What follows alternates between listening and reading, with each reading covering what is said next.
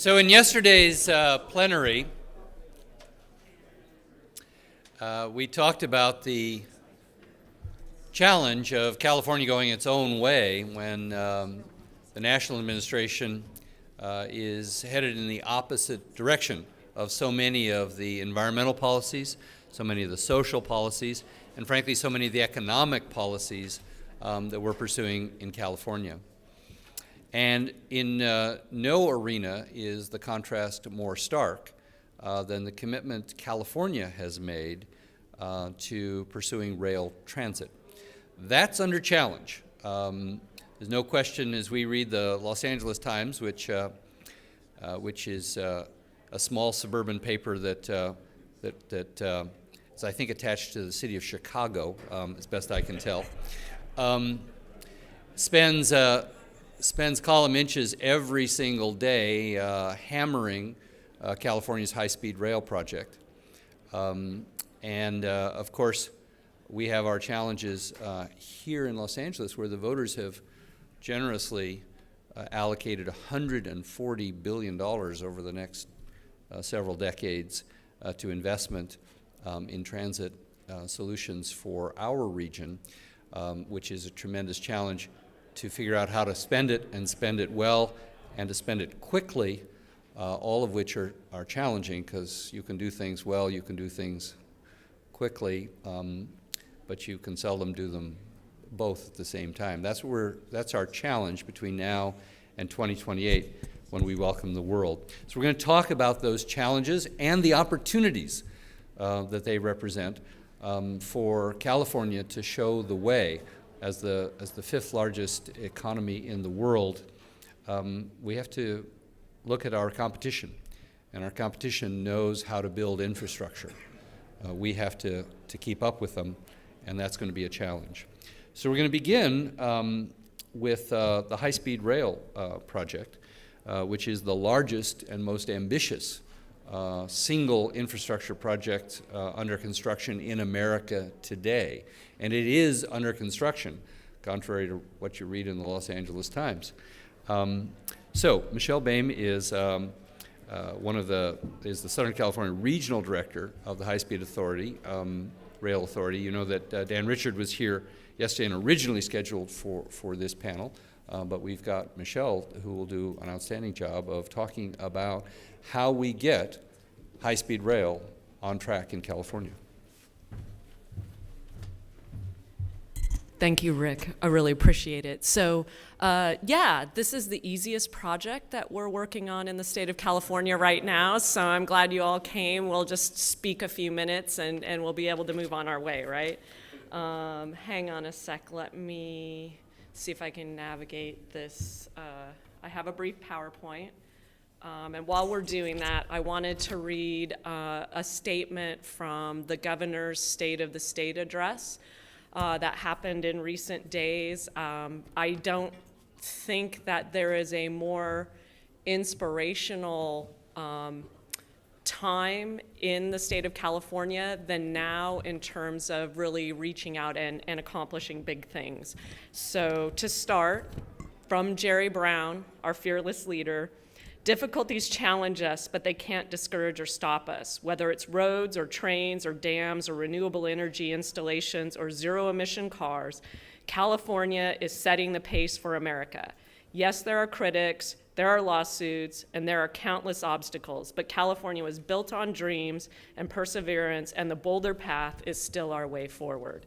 So that is why we have been able to do this project and get it under construction, and that is the same kind of approach to this project that it will require in order to finish it. So I'll share with you a little bit about the details of the project, and it looks like we're slightly out of date. Obviously, California has been moving up. It's interesting, since I've been working on this project, California has gone from 5 to 6 to 7, and we're going back down, so that's very exciting.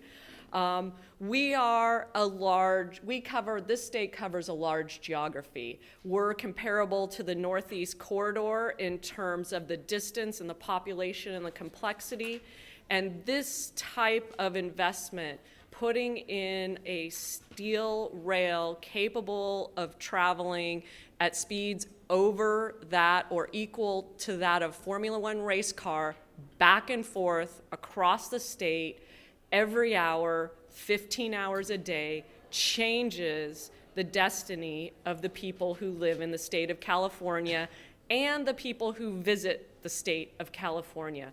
The problem is you can't fully understand how this project is going to change how we think about doing business. I like to joke that basically it warps the terrestrial space-time continuum.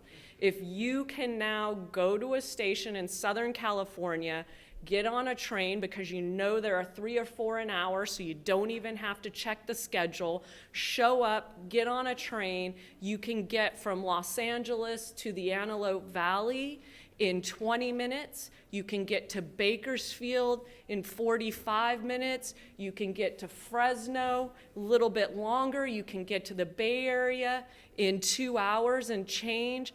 That changes where we live, where we go to school, how we work, and how we deploy our resources to meet the challenges for the future of the state. I think probably many people in here are aware that transportation is a challenge, right? That takes a lot of money to deliver mobility and the mobility we need to keep our economy thriving.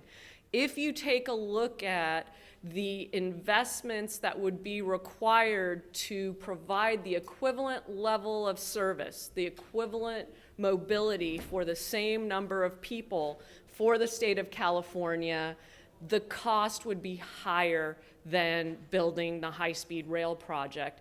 And of course, it wouldn't deliver what the high-speed rail project can deliver. It is in a particular niche in the transportation arena. It is perfect and ideal for trips of 100 to 600 miles of distance. There is no other system basically that can carry a person per mile more cost effectively than a high-speed system at those distances. And if you think about the state and the geography that we have and our major metropolitan areas and the synergy that we might be able to create between them even beyond what we have today, this begins to be very exciting. These steel rails, they're the ties that bind. The rest of the world knows that, right? We have Europe building rail to each of the countries within Europe to connect. We have China potentially building a high-speed link to Russia, right? We have China obviously trying to unlock the full potential of their enormous geography using this system.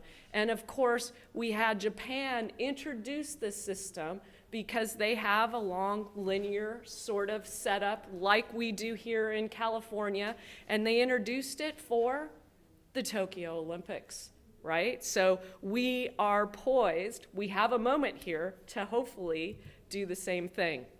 So what are we doing?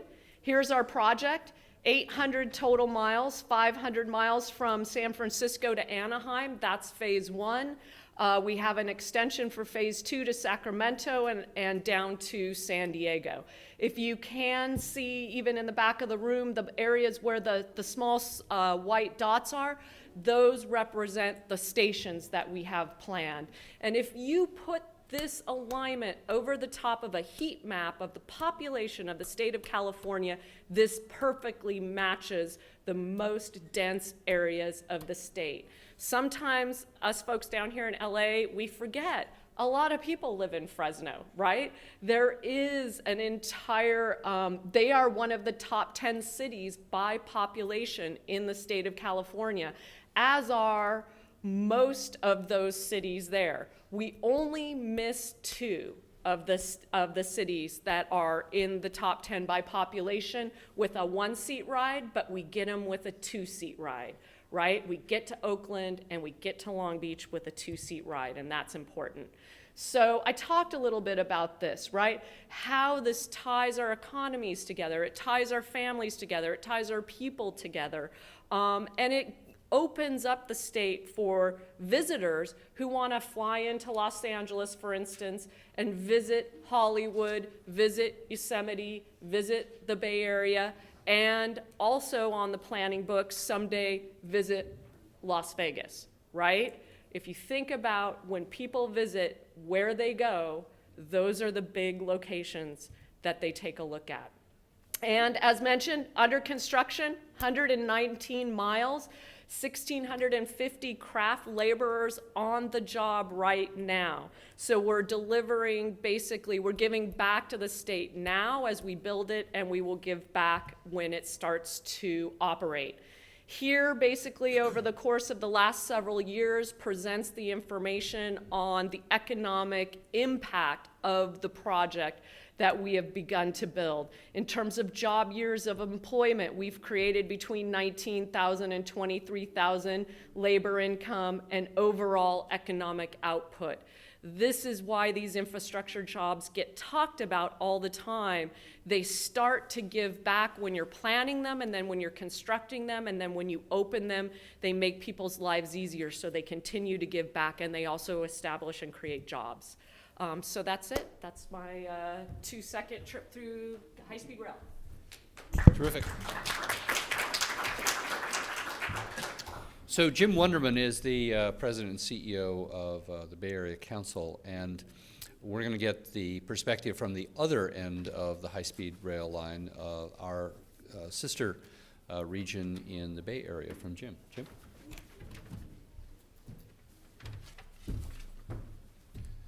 Let's see here. What would it take to get this thing going? Let's see. Let me help you out here. So you are over here. And then we'll do like this, and you should be in business. All right. I think that's the end of the, not the beginning. Okay.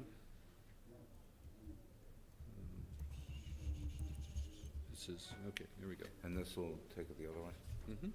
Very good. So thank you, thanks, Rick, and thank you, Michelle, for the presentation. And the Bay Area Council is a business and major employer association representing the 9-county area, and we've been a big, ardent supporter of high-speed rail since the beginning. And it's getting more exciting now under construction and so forth. And I'll touch on high-speed rail, but I wanted to just how many of you are from the Bay Area? Most of you are somewhat familiar, but for those of you who don't, I'll provide a little bit of context here for what's going on in terms of rail, because there's some, some good history and some exciting stuff. So that you can't really have much of a conversation about rail in the Bay Area without talking about BART. Our group back in the 1950s was the group that led the creation of BART, and as you can see on the left, the original conception was a system that covered the 9 counties. In the nature of transportation, you sort of get what you can. So we went into 3 counties. 6 counties didn't opt into the system at the time, but we've now expanded it into our 5th county. We went into San Mateo by connecting to the airport, and then we will be in Santa Clara County down to San Jose in the not-too-distant future. And there's additional extension that we just created to the east out to Antioch with a DMU system. So BART is sort of the workhorse of the Bay Area system. We carry about 525,000 people by rail in the Bay Area every day, and of that, BART is about 4.25 of that. So, and it's growing, and anybody ridden it lately, it's kind of a tough system because it aged.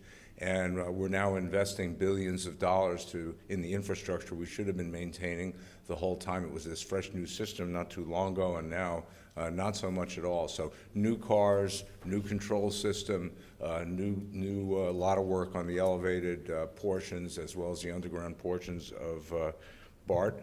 And the first of the new cars under manufacture just came in last week. So we're really excited about that. So one of the things about the Bay Area is a decision was made by the High-Speed Rail Authority to point the system toward, you had to go, they started in the decided to start in the Central Valley, and decided after some consideration originally to come south, We didn't lobby for it to come north, but when the decision was made to point it to the Bay Area, we thought that that was a good idea, that we agree would probably be easier to come in our direction than to come to the south. But we're urgent as well about getting the whole system completed. And so we're going to do everything that we can to expedite this, and we think we're putting in the right connections to it to make this work.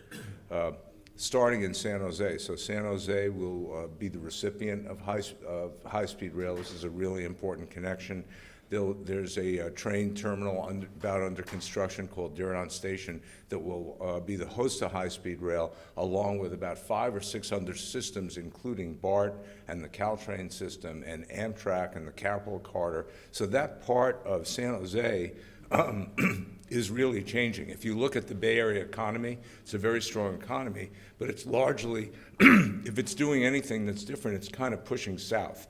And Google, for example, just bought up a big 5 million square foot, is going to build a 5 million square foot campus down there. So they're going from Mountain View, which is to the north of San Jose, and going into San Jose. And a bunch of other companies are kind of doing the same thing. So the action, the SAP Center, where the Sharks play, there's a lot of activity that's going to take place around this Diridon Station. And in many ways, this is going to maybe become the new headquarters for business in the Bay Area. Somebody who was deputy mayor of San Francisco, kind of hard for me to say that, but that's, and San Francisco is doing well, but that's kind of what seems to be happening. So one of the challenges with high-speed rail was how to actually make the system function within the Bay Area, because we have an old diesel system called Caltrain that operates between San Jose and slightly south up into San Francisco. So that system is now currently being electrified. We work really hard on this electrification to put in a positive control system. That project is now underway. It's about a $2 billion project. We got the last $600 million of that last year from the Department of Transportation under President Trump. A lot of folks said, you'll never get it. We worked really hard. That we did lobby for really hard, and with the help of Senator Feinstein and others, we were able to get that last piece going, and that will increase train frequencies and will enable eventually the high-speed rail system to run in a hybrid form on those tracks. At the other end of the line is San Francisco, so we're building, we're in the final stages of building the Transbay Terminal. That's also the headquarters for Salesforce, a really big company up there that's built a 90-story tower that's almost completed. And that company will move in there with other companies next year. And this incredible train station that only lacks one thing, which is a train.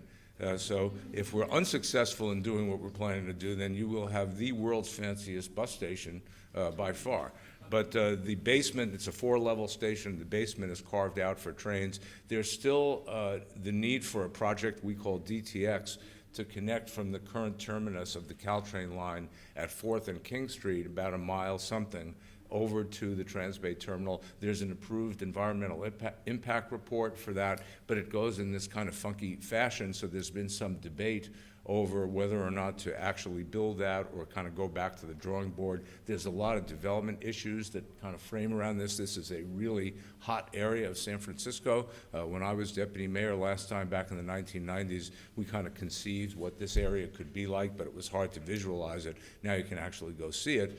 So we may have to start down the path again. A couple of weeks ago, as you know, a few weeks ago, Mayor Ed Lee suddenly passed away, so his office was working on this, and there may be some additional time taken to finally think this through, or maybe they'll just go ahead and eventually, if we could find a few $1 billion, we'll just start building the phase that the underground phase, take this surface train and take it underneath. We started service on a new system a few weeks ago called SMART. That's Sonoma and Marin Transit, and so that runs now from Santa Rosa down to San Rafael. For those of you familiar, you can see the map. Eventually, it'll get down to Larkspur, where the ferry terminal is. It brings a lot of people from Marin into San Francisco, and those trains are full. So there was some doubt that people would actually use the system. It's taken some pressure off Highway 101 that runs adjacent to that, and we also see the opportunities for some positive development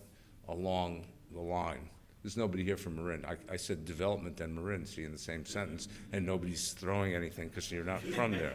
But if I'd be a little reticent about saying that if I was home, but you know that I mean it. And another project we have that we're working on is to improve the Capital Corridor line. This is actually, I think, the 4th or 5th busiest train system of its kind in the country, about 1.5 million passengers, and it takes people from San Jose all the way up to Auburn, through Sacramento up to Auburn. But it's for anyone, it shares its passengers and freight that share this line, and it isn't what it could be. So we're envisioning working with Mayor Steinberg up in Sacramento and others to see if we can't speed this up and separate them and give the passengers their own track for this as well as the freight. And that's a big project, and we're beginning to conceive and fund that project. We have this bay that the Bay Area is kind of named after, and that's one of the reasons it's difficult to move around the Bay Area. There's only a few ways, only a few bridges across it, and there's only one tunnel that goes under it, which is the BART tunnel. And if any of you have ever been in that tunnel, when something happens, there's only one track in each direction. When it gets stuck, it's a really bad situation. So with BART being as crowded as it is, we put out the idea a few years ago that it's time to consider a new BART tube, and we're beginning to we have some planning money now set aside for that, and we're looking at figuring out how to do that. And it could be 2 tubes, it could be a second tube for BART, it could also be another tube separately for Caltrain to take the line that comes up from San Jose to San Francisco, keep that going and get it up to Sacramento, but it would have to come under the bay, probably in separate tubes because it's separate gauge. BART has its own unique gauge, so they can't run on the same track, and probably would make sense for them not to. So this is a very, very expensive project. Could be $15–20 billion to put in another tube, but we think that that's going to be necessary. And another crossing is down in the south. There's an old freight bridge called the Dumbarton Rail Crossing that hasn't been in use for a long time, but there's a lot of interest, and we're starting to spend some money on planning to make this into a passenger connection, to be able to bring people back and forth into Silicon Valley from the East Bay, where housing is somewhat less expensive, and then to points east. And if you take a look at that picture and you see those white buildings at the bottom of the screen, that is Facebook. And so Facebook is really interested in this project. They're growing a huge campus there. They're not alone, but they're the major player. And we're beginning to see in the Bay Area major businesses getting involved with the creation of major infrastructure, which is nice to have. The final slide is this one on the mega region. So this is something that is somewhat happening, and it's somewhat in the mind's eye. But we've kind of we think we've kind of outgrown the Bay Area in terms of being able to place population and business for the future. So historically, as I started to say, we were the 9-county Bay Area, but we're starting to think that that doesn't really work anymore. So we're beginning to think about what a system would look like, and high-speed rail is what enables this by coming up and into Merced and heading westerly into San Jose. But there's a lot of other old lines. We have a lot of underutilized right-of-way or unused right-of-way up in this section, and we think with some significant investment over the next generation, people can live in housing that they can afford, and they can move back and forth from what is currently the Bay Area to what is currently the Central Valley, and eventually we'll start looking at the area as not 2 distinct places, but one kind of larger Northern California footprint with one economy, and Sacramento and the Bay Area will be one thing, as well as Stockton and Tracy and some of the other cities. So it's very exciting to think about this. With modern technology, we should be able to move folks at, without high-speed rail, 120, 130 miles an hour, would connect all this area so that people could easily live in one place and work in another. So exciting times. All we need is a lot of vision and even more money. So thank you very much, and look forward to talking. So the Bay Area was over 20 years ahead of Southern California in the rail renaissance. But starting in 1990, the Los Angeles area began to rapidly catch up with the first line, a 22-mile-long blue line that connected Long Beach, which is one of the 2 cities that Michelle mentioned are not on the high-speed rail. Suja Lowenthal was the vice mayor of Long Beach and is with us in the audience today. That first line, completed in 1990, was just 22 miles, but when the Expo extension opened up in Santa Monica, where I'm the city manager, it completed 100 miles of rail. So in 28 years, we've built 100 miles in LA County from scratch, and major projects, as you're about to hear, are already underway. And as you heard earlier this morning from Phil Washington, the head of the MTA, his goal is to accelerate the delivery of those projects ahead of the 2028 Olympics to really complete a regional network. To talk about how we do that and the ways in which we can accelerate the delivery is Manjit Ranu from the MTA.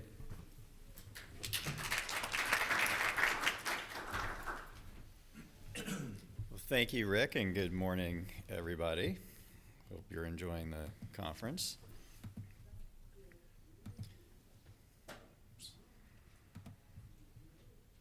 There it goes. So just a real quick introduction, as I know that you're probably interested in some dialogue, so I'll do a quick presentation here. We are embarking, as many of you heard this morning from our CEO, on the most ambitious infrastructure program in North America and certainly in the world, one of the largest. And it is significant, and it was voter approved by 71% in November 2016 to provide for additional sales tax so we could build a significant new transportation system in Los Angeles County, where Metro serves 10 million people. We are the largest county in the United States. The sales tax is projected to provide $120 billion in additional funding over the next 40 years, and it's a perpetual tax in addition to the other local taxes that we have. And it's just one part of our funding strategy. We still are reliant on state funding as well as federal programs to deliver this ambitious transportation project. And Metro is unique because we do a lot more than operate the buses and the rail here. We plan, we design, and we fund as well as operate the transportation network in Los Angeles County. And Measure M and our other local funding programs do things such as funding the transit projects, highway projects as well. You'll see our logo out there on the freeways. Those major freeway improvement projects have large funding contributions from Metro.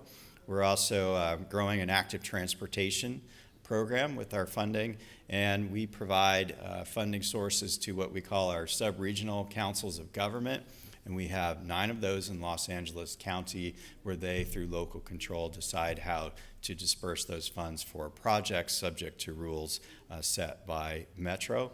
And then local returns to the local cities get funding for their projects in a similar fashion. So there's Measure M. And this here, I like to say, that's not our freeway network. That's our transit network that we're building out, as Rick mentioned. It's a long way from that blue line, and I remember riding that when it first opened because I was at USC back then when it opened, and I had to bring my bike on there with a permit. Now you can just bring your bike on our system easily. But you can see the breadth of that rail system there, in addition to some bus rapid transit corridors that we will be providing too, that are at the 10th of the cost of our rail network. And that's a significant change for how Los Angeles will get around and how we will look at it from a land use standpoint in where we live, work, and play. So a significant amount of work to do, nearly 100 new stations, and that's nearly 100 new transit-oriented community opportunities as well associated with those. So how do we deliver this program even faster than Measure M provided with the additional funding opportunities? So Measure M does provide for acceleration, so long as in doing so we don't negatively impact any of the other projects that are on the timing and expenditure schedule attached to the ordinance. But how to go about delivering projects faster was something that we needed to then build some guidelines and a framework for doing so. So this last November, the board adopted the Early Project Delivery Strategy. And it is a framework for preparing and evaluating strategies to deliver an individual project even faster than is shown in the Measure M expenditure plan. And there are 4 categories of strategic accelerator inputs that you see there: funding, partnerships, process, and innovations. And it's a mix from all of those categories that is necessary to enable a project, these mega projects, to be delivered faster. I knew that I became one with Metro after 10 short months here when I started talking about, it's only $100 million difference between alternatives, because these projects are in the multiples of billions of dollars, and even our less costly projects such as bus rapid transit are in the several hundred millions of dollars because of the transformative scale and scope of this project. So funding opportunities, how we work with our state and federal partners to secure additional funding to deliver these projects faster. Partnerships is crucial. These are complex projects. They take a lot of effort and coordination and collaboration with our local partners, from the permitting process, from consensus building about how we design and align these projects, and also potential funding opportunities, looking at value capture, looking at impact fees in lieu of providing parking, for example. Process is another component of that. There's a significant effort through NEPA and CEQA to review these projects, as well as engaging with our federal partner, which is FTA for our transit projects. So there's a lot to do about how we go through the environmental and planning and design process intelligently and collaboratively. So we are working to look at ways where we can do things in parallel and not simply a linear process, so we can accelerate the process side of getting these projects delivered as well. And then finally, innovations. You're hearing a lot at this conference about technological innovations, and that is certainly a key part of how we're looking to deliver these projects as quickly and efficiently as we can. And part of that is public-private partnerships. As our CEO mentioned this morning, we have our new Office of Extraordinary Innovation, and we are looking at doing public-private partnerships, and in fact have gotten a lot of interest. 2 projects in particular that are our mega projects that have been identified for P3 delivery are what's called West Santa Ana Branch. It's really the southeastern Los Angeles County rail line, as well as the Sepulveda Transit Corridor. Both mega projects, and both will be delivered as P3. So those are some of the ways that we provided a strategic framework to look at, guiding how to develop a strategy to deliver individual projects even faster. And that's not just all that we're doing. As you also heard this morning from our CEO, our board chair and mayor of Los Angeles, Eric Garcetti, introduced an initiative called 28 by 28. That was just approved by the board just last week on the agenda there. And 28 by 28 is really a way to look at the Olympic Games coming in 2028, and seeing that as an opportunity, as a goal to look at how we can all work together to achieve a list of 28 projects in time for the 28 Olympic Games. And the LA Olympics does not need the infrastructure for delivering the games, but all the projects that we had otherwise planned we are seeking to deliver by 28.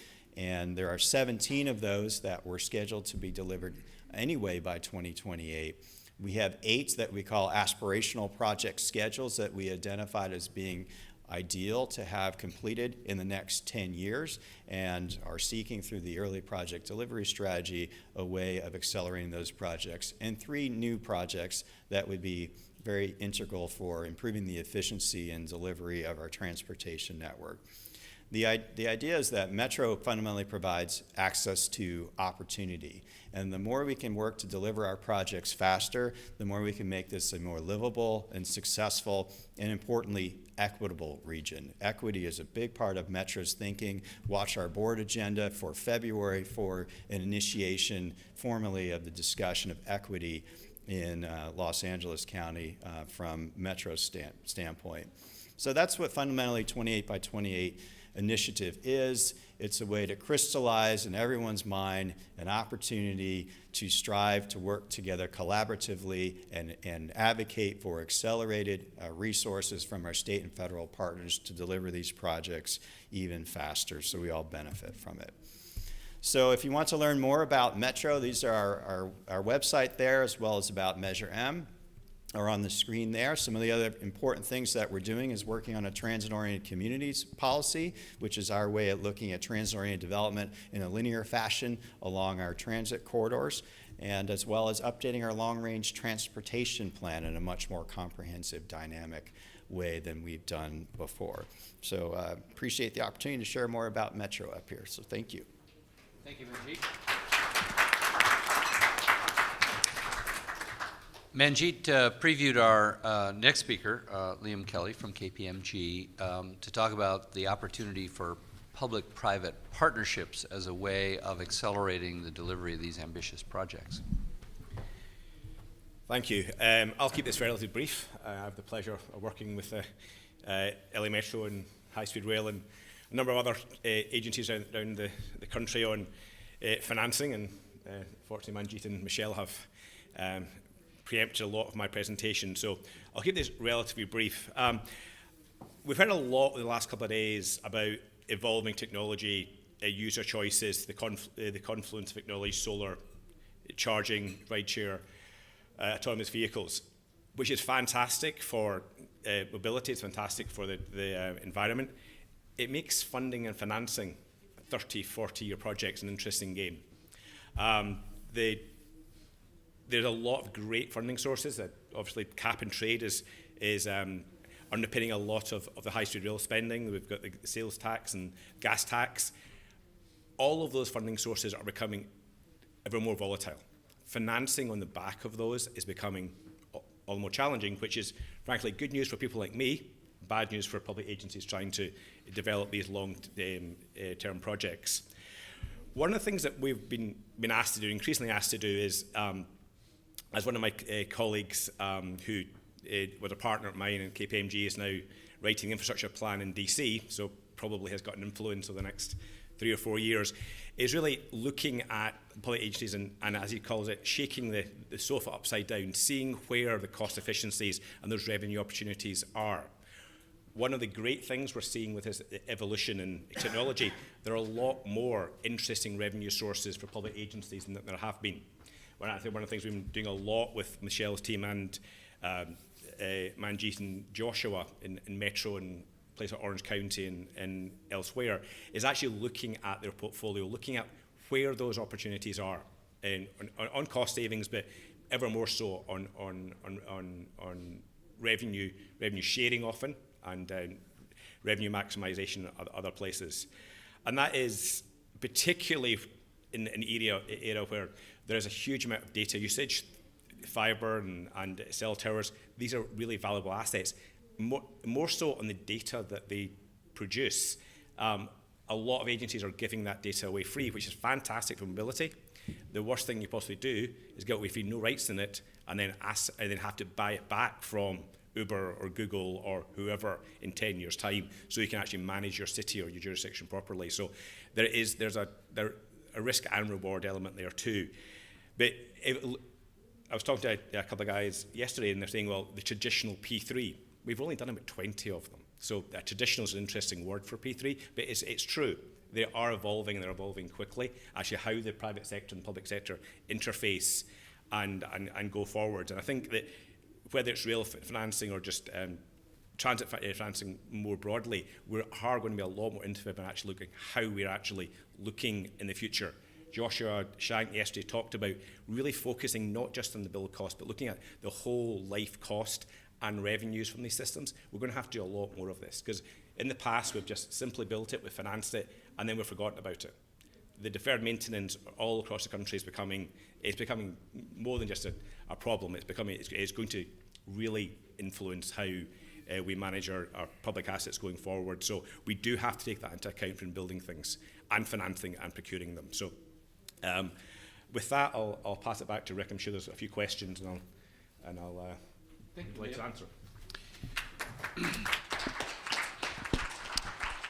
So I want to start out with the biggest challenge, which is at least three major threats. Tremendous expectation, doubt about whether this is as great an idea as it's been touted, and people who are fine with it as long as it goes around them. How do we meet those big challenges and keep the momentum going? Michelle, can we start with you? Sure. So yeah, you framed it up really well. I think on the delivery side, we as transportation agencies all rely on one another to be successful. And to the extent that Metro is successful delivering their program and doing what they say they're going to do, it provides us all, and to the extent then that high-speed rail delivers our project and does what we say we're going to do in a transparent manner, that provides the foundation to move forward. And it's very, very difficult. One of the things that we need to really take a look at is the fact that doing hard things is good, not something you should walk away from, and being very realistic and how you run your agency, how you determine what your priorities are, and then being able to go down the list and check the boxes. We said we were going to do this, we did this. We said we were going to do this, we did this. That isn't the perfect, that does a certain amount. But that is the best that we can do, is deliver on our promise. In terms of people and where you put the project, we have to be able to talk about these projects differently. I think the language that we use to talk about transportation projects is antiquated. And the data and the way that we produce data and measure our success is antiquated as well. I'll point out something that came out recently for Metro. There was this story in the LA Times, obviously there's lots about us too, but there's a story in the LA Times about ridership, right? And it begins to talk about ridership, and the headline is very doomy gloomy. But if you unpack that story, it's a single-digit percentage reduction in the total number of miles traveled. If you unpack that number, the transit line, the fixed networks have grown tremendously, and those trips are longer than the trips on the bus service, for instance. And so it really provides you the data that you need to recraft how you deliver mobility to people. But that isn't how it gets talked about, right? It gets talked about, hey, what are we doing? Why are we doing this? Instead of looked at in terms of what we're doing. That is really good. We're stuck in transportation. We used to be just transportation hacks. We just did our transportation thing.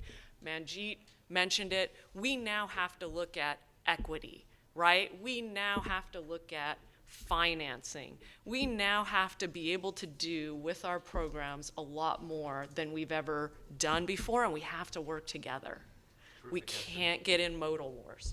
Jim, what about in the Bay Area?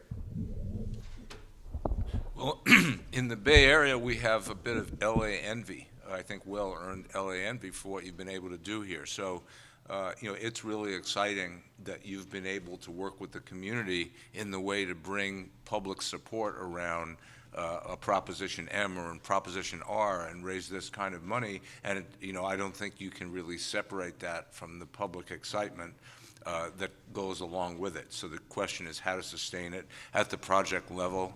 There'll always be naysayers, but I think LA is ready for a transformation, and in the Bay Area, we're trying to seed that with some of the conversation about what's going on here. And we have a measure on the ballot in June for raising the bridge tolls more than we've ever done before for a series of projects, including rail projects, and eventually I think we'd like to get on the ballot in all 9 counties. We have 9 counties and you have 1, so they go it alone, and the projects tend to be less regional in scope, although some of them have been pretty good. I think that we're stuck. Every time we have these conversations, we're stuck with, being in the 21st century, and a lot of really smart, well-organized, and sometimes well-funded people say, we shouldn't be investing in old forms of infrastructure. But I think to some degree we're a little bit stuck as we consider the future with not stopping and saying, well, let's not build anything because it's going to look different in the future. So we may make some investments that in the end turn out to be not the most well thought out, but I certainly don't think that that's a reason to stop investing in proven strategies. And so a lot of, I think the high-speed rail system and the systems, the BRTs and the other forms and faster rail and more reliable systems are all part of things we know we can do well if we do them well. And I think our biggest challenge, we passed the high-speed measure, and there was enough excitement to get the voters to do it, but I don't think we sustained it well kind of going into the project. We weren't prepared for phase 2, so that's a learning experience. So for all of us, I think we have to do a much more thoughtful job about how maintaining the public's excitement for what's to come in the future that they can't actually experience yet today. And if we can overcome that challenge, then I think the public in California, at least in the major urban areas, is really ready to invest because they've proven it over and over again.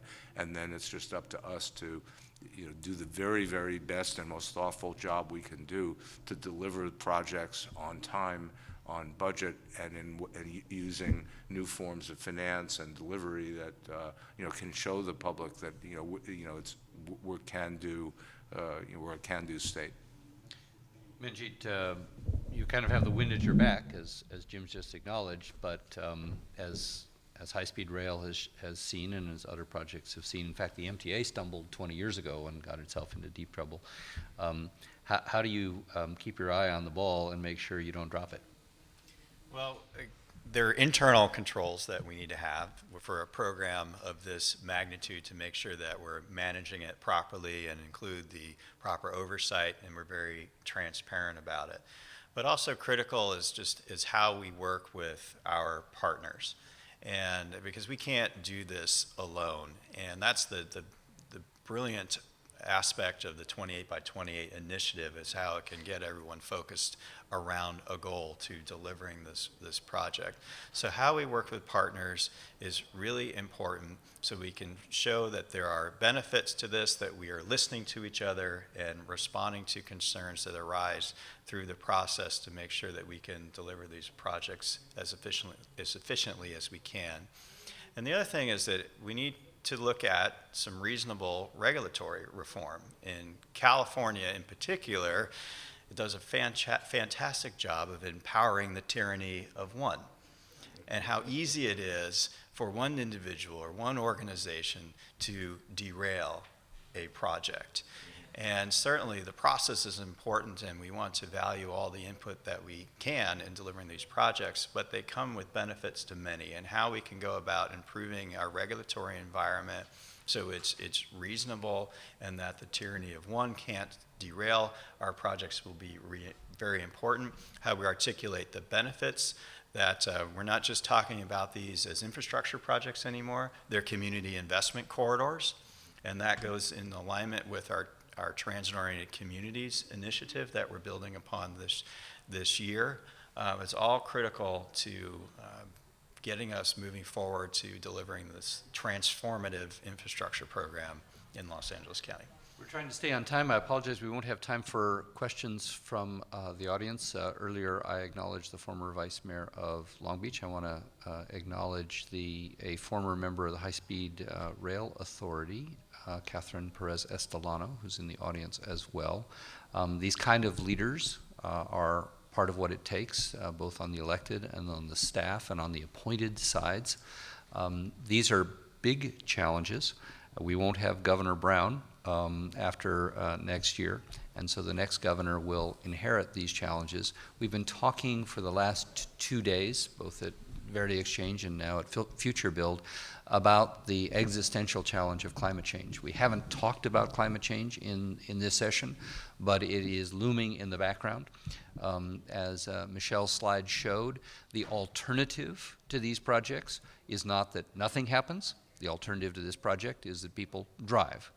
And that is a major contributor to greenhouse gas emissions. We as a state have committed to tackling that. This is part of the solution. So Manjeet, thank you for reminding us that we have to make it easier to do the right thing. Thank you all.